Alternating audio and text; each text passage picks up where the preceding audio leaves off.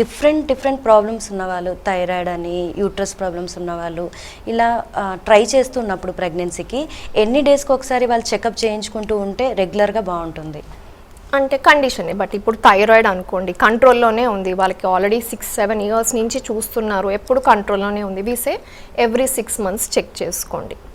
Endometriosis ఉంది but mild endometriosis starting స్టేజెస్లోనే ఉంది, తొందరపడతాం ఎందుకంటే అది సివియర్ అయ్యి మళ్ళీ లాప్రోస్కోపీ అవసరం పడి ఐవీఎఫ్ అవసరం పడే వరకు వెళ్ళొద్దు కాబట్టి తొందరపడమని చెప్తాము. చిన్న ఫైబ్రాయిడ్ ఉంది, ఎవ్రీ ఇయర్కి ఒకసారి అల్ట్రాసౌండ్ చేసుకోమని చెప్తాము. షుగర్స్ ఉన్నాయి, ఎంత హై ఉన్నాయి, వాళ్ళకి మెడిసిన్స్ ఏమి ఇస్తున్నారు దాన్ని బట్టి మంత్లీ వన్స్ చెక్ చేసుకోమని లేదా ఎవ్రీ 3 months చెక్ చేసుకోమని చెప్తూ ఉంటాం.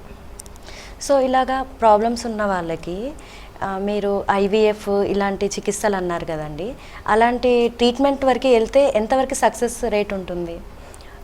ఇప్పుడు మనం ట్రీట్మెంట్ వైపు వెళ్ళాలి అంటే సో సక్సెస్ రేట్ అనేది బేసిక్గా కపుల్ని బట్టి ఉంటుంది, వాళ్ళ ఏజ్ ఎలా ఉంది, అమ్మాయి ఎగ్స్ ఎలా ఉన్నాయి, హస్బెండ్ స్పర్మ్స్ ఎలా ఉన్నాయి, డిఎఫ్ఐ ఎలా ఉంది, వాళ్ళకి ఇంతవరకు అసలు ఇప్పటివరకు ఏం ప్రాబ్లమ్స్ ఉన్నాయి, అంటే ఆటో ఇమ్యూన్ కండిషన్స్ ఏమైనా ఉన్నాయి, ఇవన్నీ మనం కన్సిడర్ చేసుకుంటే మనం సక్సెస్ రేట్ అనేది చెప్పగలుగుతాం. లెస్ దెన్ 30 years ఉన్నారు ఐవీఎఫ్లో ఫస్ట్ అటెంప్ట్లో ప్రెగ్నెన్సీ వచ్చే ఛాన్స్ అరౌండ్ 50-60% చెప్తాం. ఏజ్ పెరుగుతుంది, సక్సెస్ రేట్ అనేది తగ్గుతుంది. మనం పీజీటీఏ చేసాం అంటే ఎంబ్రియోని కూడా బయాప్సీ చేసి అందులో క్రోమోజోమ్ నెంబర్స్ కరెక్ట్గా ఉన్నాయా లేదా చెక్ చేసుకున్నాం, అప్పుడు 60-70% వరకే ఛాన్సెస్ చెప్పడానికి ఉంటుంది.